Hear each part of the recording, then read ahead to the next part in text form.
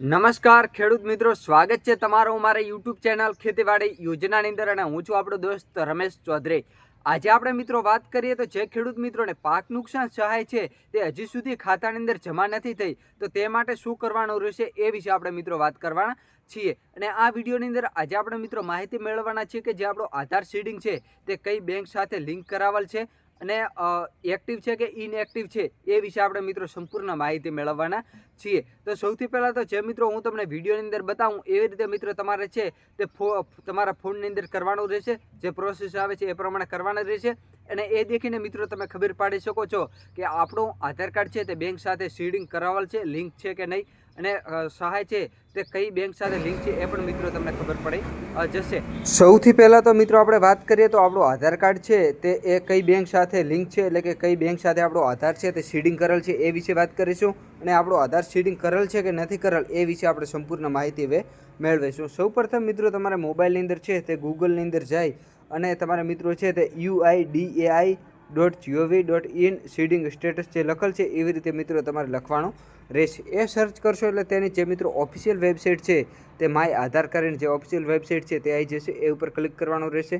આવું page open થઈ જશે, ત્યાં મિત્રો ચોકડી દબાવવાની રહેશે। પછી જે મિત્રો લોગિન લખેલ છે એ લોગિન ઉપર ક્લિક કરવાનું તમારે રહેશે। લોગિન ઉપર મિત્રો ક્લિક કરશો એટલે સૌથી પહેલાં તો છે મિત્રો તમારો આધાર કાર્ડનો નંબર છે, જે આપણો આધાર કાર્ડનો નંબર આવે છે આધાર કાર્ડનો નંબર લખવાનો રહેશે। અને પછી મિત્રો જે બાજુમાં આપેલો કેપ્ચા છે તે D966E એ મિત્રો તમારે કેપ્ચા કોડ છે એ તમારે લખવાનો રહેશે। ત્યાં મિત્રો આપણે કેપ્ચા કોડ લખ્યા પછી મિત્રો તમારે છે તે લોગિન વિથ OTP લખેલ છે એ પર આપણે ક્લિક કરવાનું રહેશે। એ બંને વિગતો ભરી નાખી પછી મિત્રો OTP ઉપર ક્લિક કરવાનું રહેશે। એ ઉપર ક્લિક કરશો એટલે મિત્રો આપણા મોબાઈલ છે આધાર કાર્ડ સાથે જે મોબાઈલ નંબર લિંક છે તે પાસે મિત્રો છે તે OTP આવી જશે। OTP એન્ટર OTP છે ત્યાં મિત્રો તમારે OTP લખવાનો રહેશે। જેવી રીતે હું લખું છું આવી રીતે OTP લખીને મિત્રો આગળ વધો, જે લોગિન છે એ પર મિત્રો આપણે ક્લિક કરવાનું રહેશે। એ ઉપર ક્લિક કરશો એટલે મિત્રો નવું પેજ ઓપન થઈ જશે, જેની સામે છે તે આવું આવી જશે। ચોકડી દબાવી અને પાછળની જે મિત્રો વધારાની વિગતો છે ત્યાં આગળ મિત્રો તમારે જ્યાં બેંક સીડિંગ સ્ટેટસ છે તે બેંકનું નિશાની અને સાંકળ જેવું છે તે પર મિત્રો તમારે ક્લિક કરવાનું રહેશે। એ ઉપર ક્લિક કરશો એટલે મિત્રો તમારે છે તે આખા સ્ટેટસની માહિતી આવી જશે। આધાર કાર્ડનો નંબર છે, બેંકનું નામ છે, પછી મિત્રો બેંક સીડિંગ સ્ટેટસ છે યસ છે એટલે કે એક્ટિવ છે કે ઇનએક્ટિવ છે એ વિશે પણ મિત્રો તમને ખબર પડી જશે।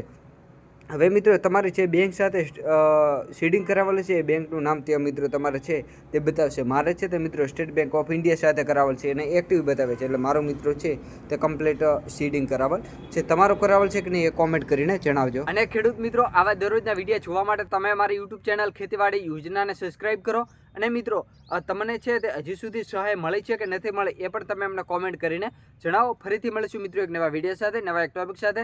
જય મુગલ, જય ઠાકર।